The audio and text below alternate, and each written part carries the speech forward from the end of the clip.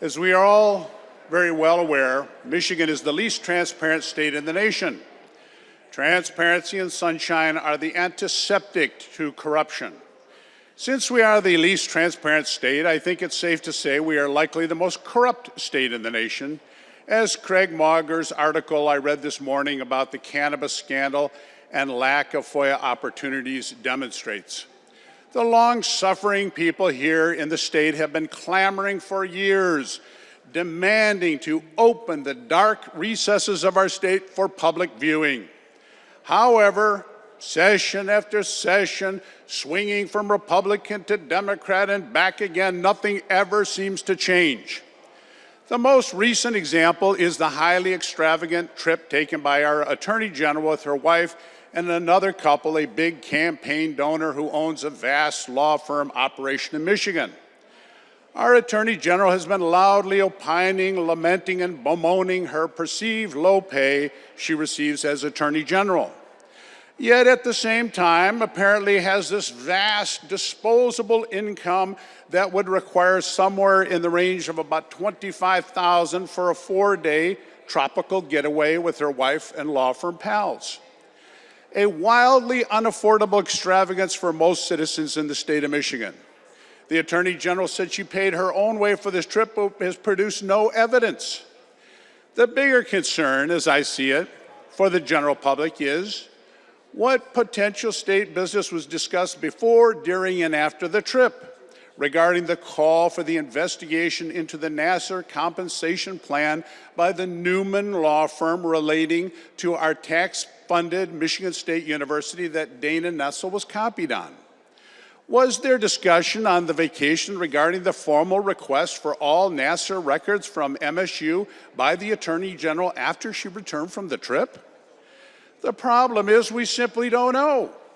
We do know that Attorney General Nessel did take the lavish island vacation at Turks and Caicos with her prominent campaign donor who owns a law firm in the state of Michigan.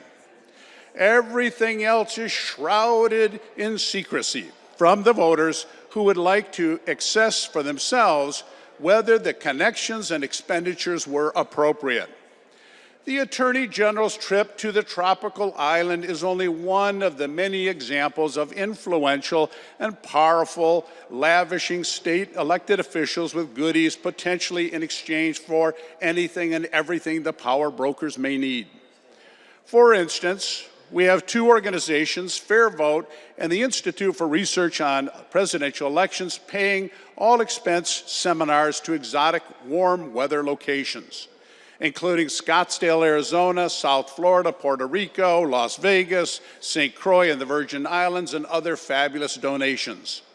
These trips are sponsored by National Popular Vote, which is pushing legislation being voted on committee this very week, but uses these arms-linked organizations to pay the freight so that no records are disclosed. Without a doubt, Michigan simply must implement some ethical guidelines. We need some transparency, some set of rules to renew Michiganders' trust in their government. So today, I have introduced a bill that requires individuals and organizations exempting close family members to disclose reporting meals, gifts, perks over $50 and all trips and vacations paid over $500 by a person or entity who may desire to influence an receiving official. The legislation will help put an end to the political shenanigans we have seen doled out by the rich and powerful interest peddlers. I'm sure the voters of the state of Michigan would be shocked to know this is not already law.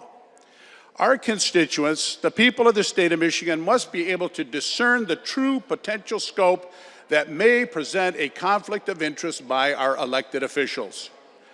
Our current disclosure rules are simply inconsistent with the ethical standards that Michigan's public servants should follow to restore the trust of to the Michigan voter.